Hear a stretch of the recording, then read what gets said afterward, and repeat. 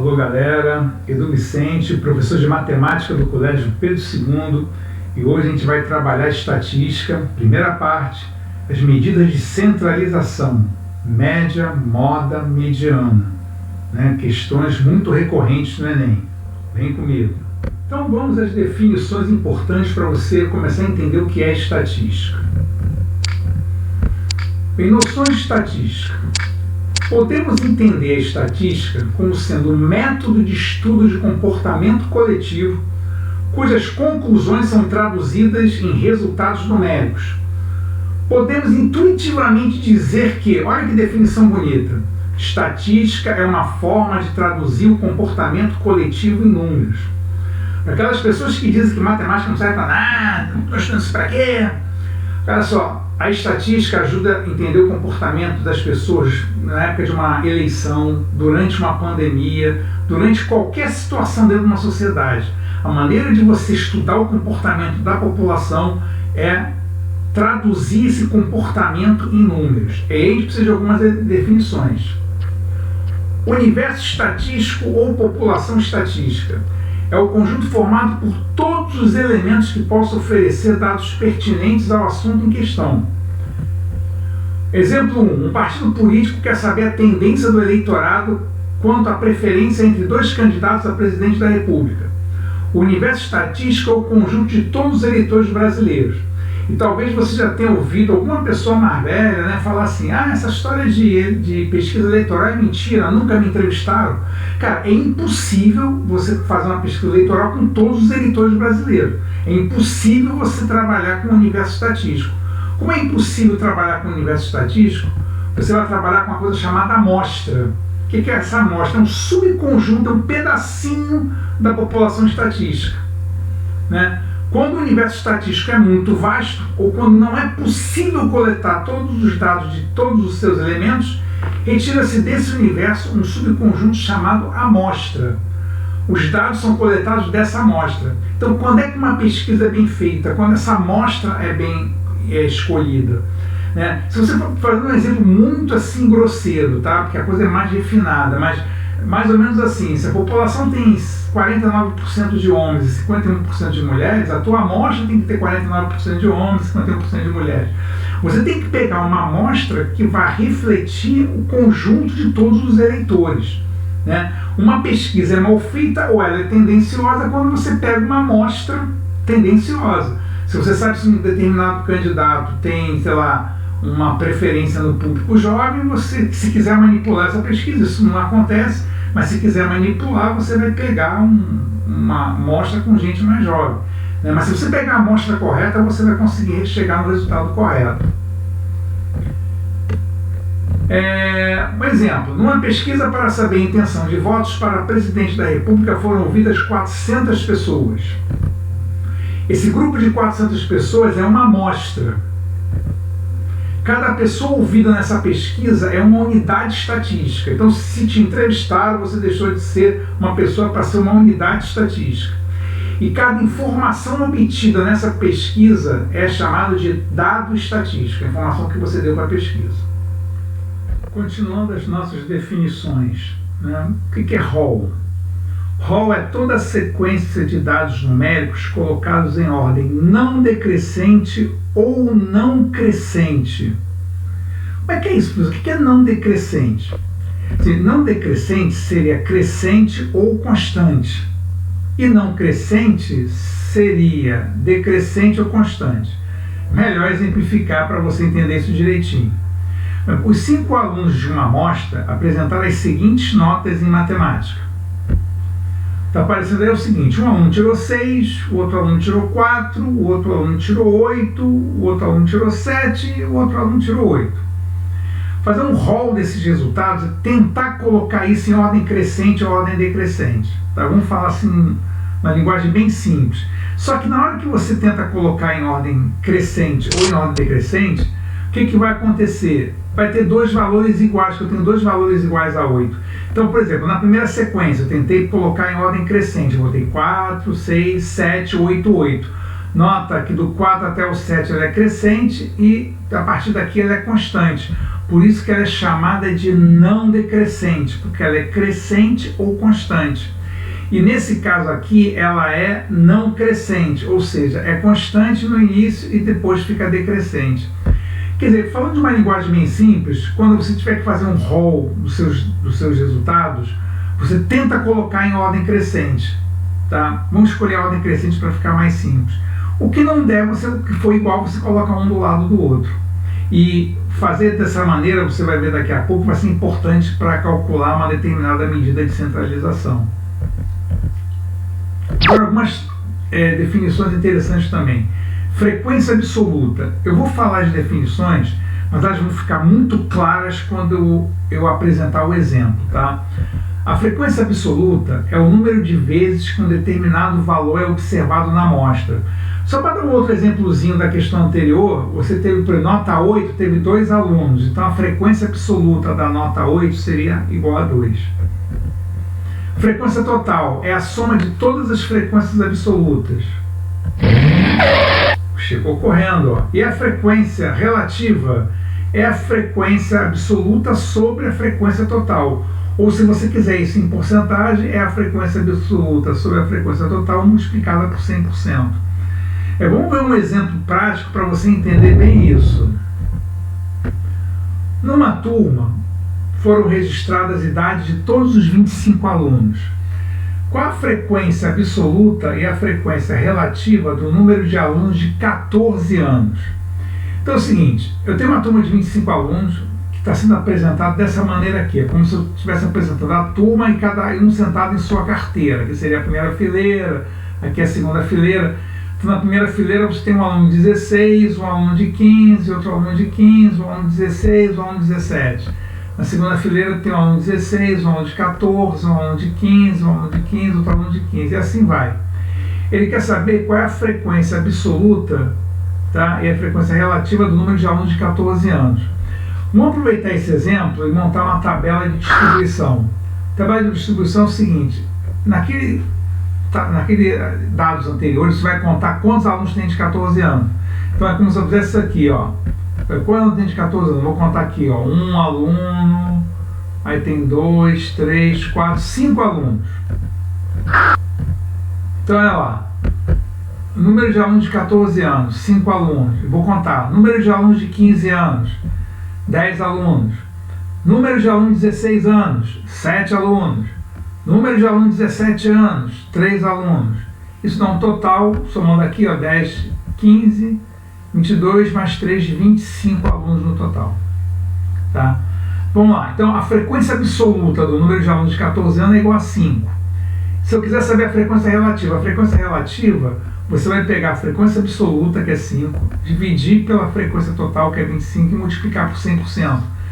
Tá? 5 sobre 25, isso aqui é a fração simplificando 1/5. 1/5 de 100% é 20%. Aqui, ó, eu tenho 10 alunos e 25. Se não quiser simplificar, como é que eu faço essa conta? 10 sobre 25 vezes 100%. Eu pego 10, multiplico por 100 e divido por 25, ou o contrário, eu pego 100, divido por 25 e multiplico por 10. 100 por 25 dá 4. 4 vezes 10, 40%. Por exemplo, frequência dos alunos de 16 anos, a frequência absoluta é 7. Frequência relativa, 7 alunos sobre 25, o resultado multiplica por 100%. Ó. 100 por 25 dá 4, 4 vezes 7, 28%. Frequência absoluta dos alunos de 17 anos, 3. São 3 alunos em 25, então vai dar 100 por 25 dá 4, 3 vezes 4 vai dar 12%. Então, se você somar as frequências relativas, ó, 20 mais 40 mais 28 mais 12, tem que dar 100%. Se por acaso tivesse dado uma dízima periódica aqui, tipo 33,333%, claro que a gente ia arredondar e na hora de somar ia ficar faltando um pouquinho para 100%, mas isso não é o problema. Tá? Mas respondendo à pergunta, né, qual é a frequência absoluta e relativa dos alunos de 14 anos? Frequência absoluta, 5 alunos de 14 anos. A frequência relativa é como se fosse assim, qual o percentual de alunos de 14 anos? O percentual vai ser 20%. E essa é a resposta. Agora chegou no momento mais esperado, medidas de centralização. Se a gente for analisar o que cai de estatística em concurso público de uma maneira geral, Enem, o ERJ, o que mais aparece são essas medidas de centralização, que são a média, a moda e a mediana. Nós vamos trabalhar isso com calma. Média aritmética simples. Vou fazer isso com um exemplo. Considere a seguinte situação. A tabela a seguir mostra as notas de matemática de um aluno num determinado ano.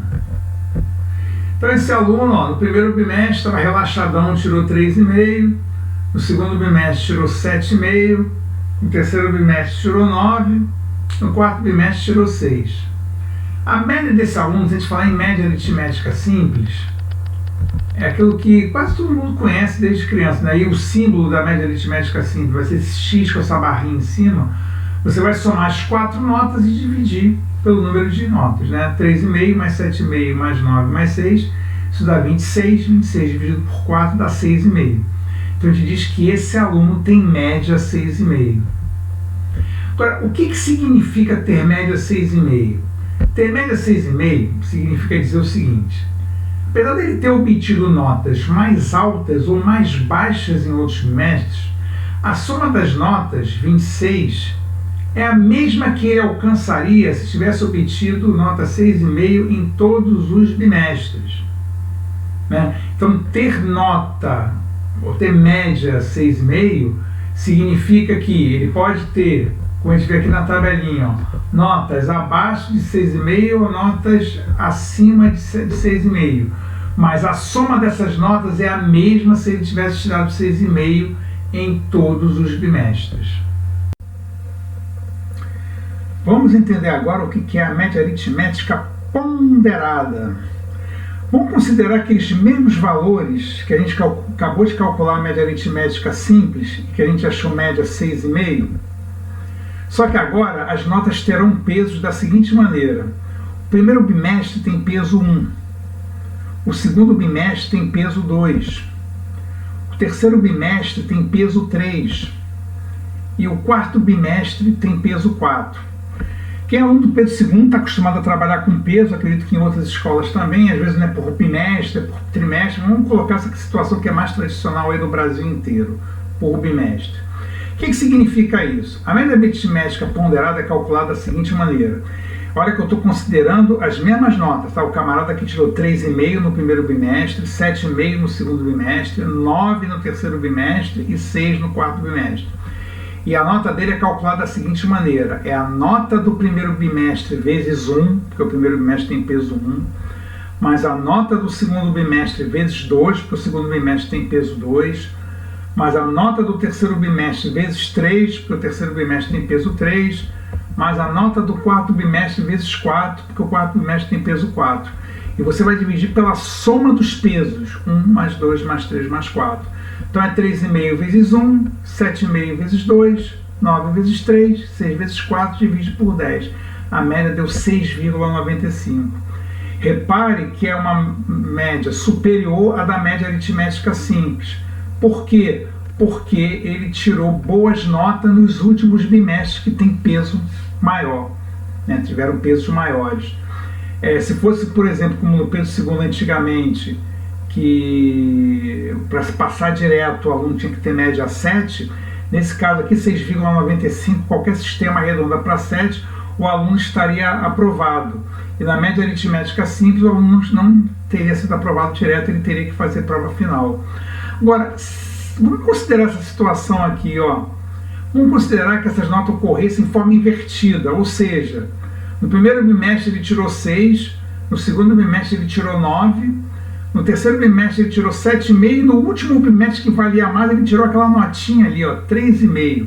Vamos ver como é que vai ficar a média aritmética ponderada. Considerando os mesmos pesos, 1, 2, 3 e 4.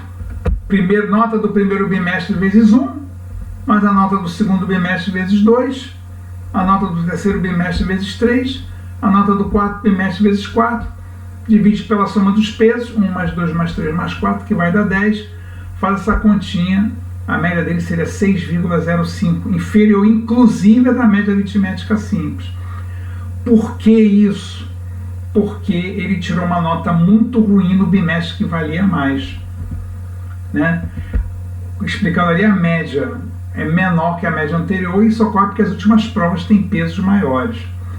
Na realidade, para entender essa história de média aritmética, ponderada, quando você fala em peso 1, 2, 3 e 4, a situação seria a seguinte: analisando as situações anteriores de maneira bem simples. É como se toda a avaliação durante o ano tivesse nota máxima 10. Desse total, o primeiro bimestre vale 1, o segundo bimestre vale 2, o terceiro bimestre vale 3 e o quarto bimestre vale 4. Quer dizer, como ele tirou, no último exemplo, a nota mais baixa no bimestre que valia mais, a média dele baixou muito.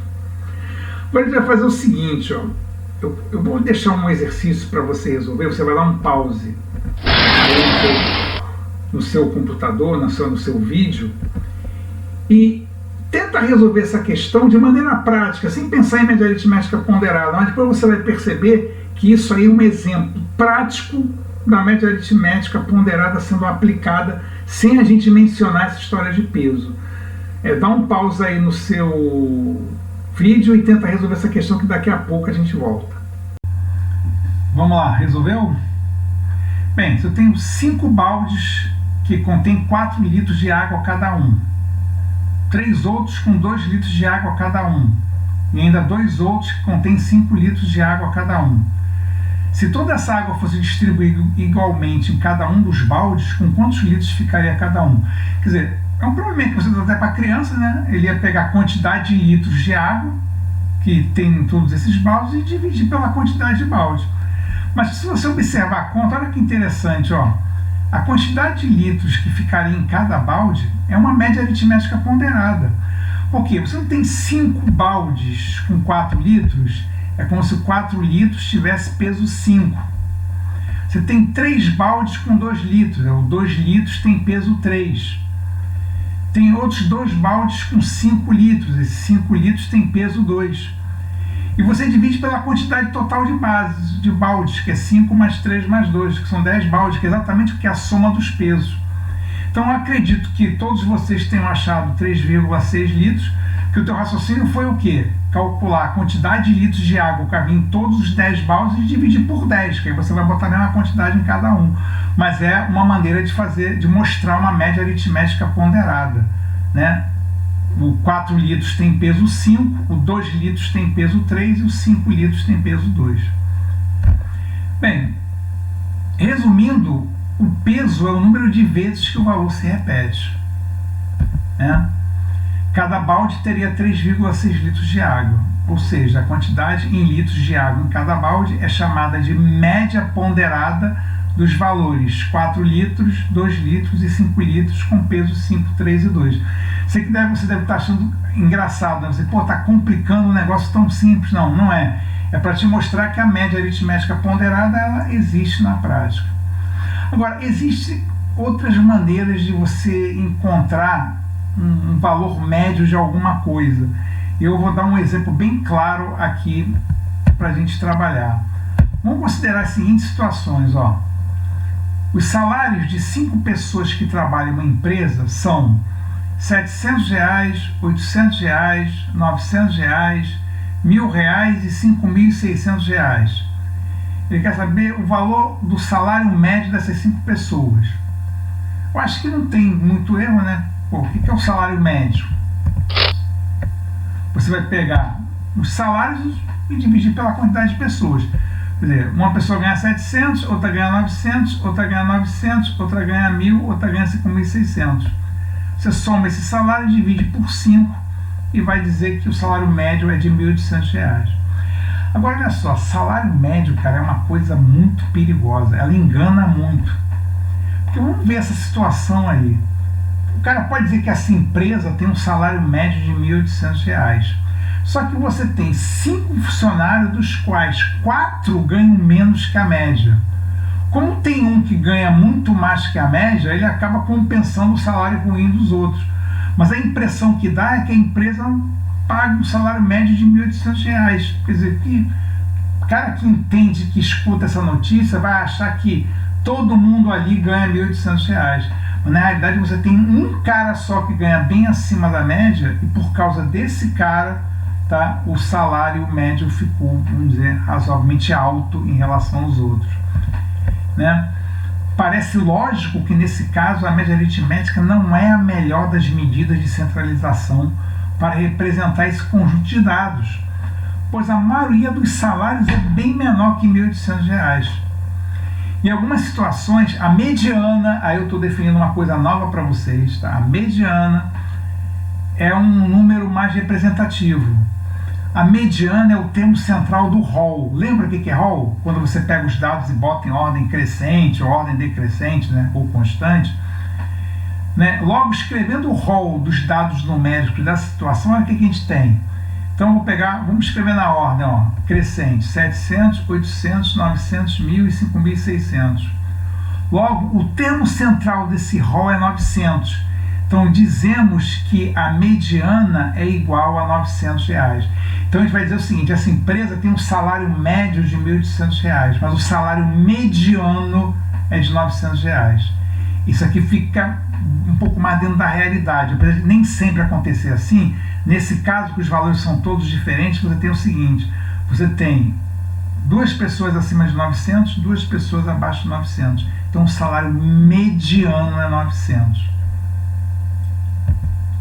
Agora olha só, uma seguinte situação, situação 2. Se acrescentarmos à lista o salário de R$ 1.000 de outro funcionário, ficaríamos com um número par de dados numéricos. E aí seria, o Hall seria o quê? 700, 800, 900, 1.000, 1.000, 5.600. Tá vendo? A gente não consegue botar todo mundo crescente porque tem 2 iguais, mas é o tal da sequência não decrescente que a gente tinha comentado antes. Bem, como é que a gente faz para calcular a mediana, né? A mediana é o termo central do Hall, é o cara que está ali no meio de todo mundo. Mas como eu tenho um número par de termos, o que eu vou fazer? Eu vou tirar a média aritmética dos 2 termos centrais. Então a mediana vai ser dada por 900 mais 1.000 sobre 2. Então a gente vai dizer que o salário mediano aqui é R$ 950. E aí seria uma coisa assim, nem sempre isso vai ocorrer, vai depender do número de dados repetidos, mas nesse caso aqui, você tem assim, metade das pessoas ganhando menos de R$ 950 e a outra metade ganhando mais de R$ 950. O salário mediano é de R$ 950, ele retrata melhor a realidade dessa fábrica. É isso que eu falei, né? Podemos interpretar o resultado da seguinte maneira: metade dos funcionários ganha menos de 950, outra metade ganha mais de 950. Toma cuidado quando você tem muitos números repetidos, nem sempre isso vai dar tão certinho não, mas é só para ter uma ideia que esse 950 é uma coisa mais real do que o salário médio. Se a gente calcular a média aritmética, ó, 700 mais 800 mais 900 mais 1.000 mais 1.000 mais 5.600, a gente vai dizer que o salário médio dessa empresa é R$ 1.666,66 aproximadamente. Mais uma vez, o salário médio dá uma ideia mentirosa disso aqui, né? Porque você tem 6 pessoas, tem 5 que ganham menos que a média, né? Mas o salário médio aparece em 1.666. Por isso, toma cuidado quando você em noticiário, né, alguma categoria que esteja reivindicando alguma coisa e alguém chega e fala, não, mas o salário médio dessa empresa, ou do governo, dessa repartição é tanto. Bem, o salário médio, ele não retrata a realidade. Se você tiver um monte de gente ganhando mal e você tiver algumas pessoas ganhando muito mais, essa média tende a ficar um pouco mais alta que a realidade.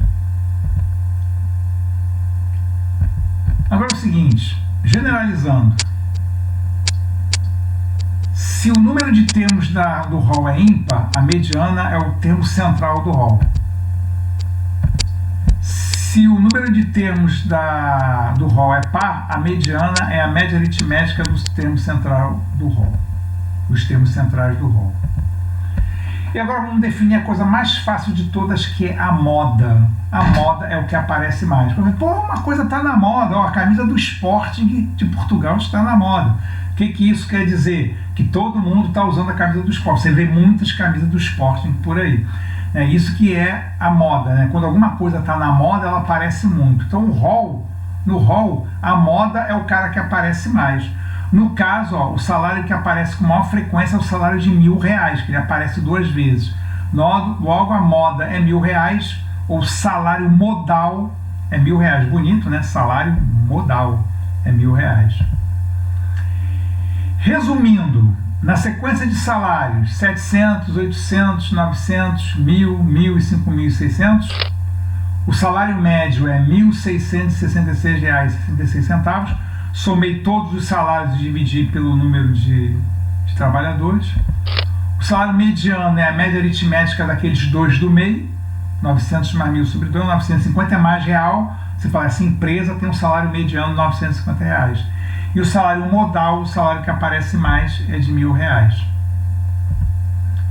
Né? Observações importantes, tá, sobre a moda. Na amostra 3, 3, 4, 7, 7, 7, 9, a moda é 7.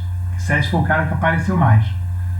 Agora, na amostra 1, 5, 7, 9, 9, 10, 10, 22, temos duas modas. Uma moda 9 e uma moda 10. Não me pergunte por que esse 10 apareceu espelhado aí. Eu tentei mudar, não consegui. Coisas, né, dos espiritismos da internet, da tecnologia. Apareceu 10 ao contrário aí. Mas essa amostra bimodal, tá? Se você tem, por exemplo, se tivesse aí 1, 9, 9, 10, 10, eu teria trimodal, eu teria 3 modas. Você pode ter mais de uma moda. Agora, na amostra 1, 3, 5, 7, 9 não apresenta moda, pois todos os elementos têm a mesma frequência. Quer dizer, nem sempre você vai ter a moda, tá, na situação de um rol. Então, galera, a gente fez a principal definição, deu um exemplo de cada coisa, e no próximo vídeo a gente vai fazer exercício, tá? Um grande abraço para todo mundo.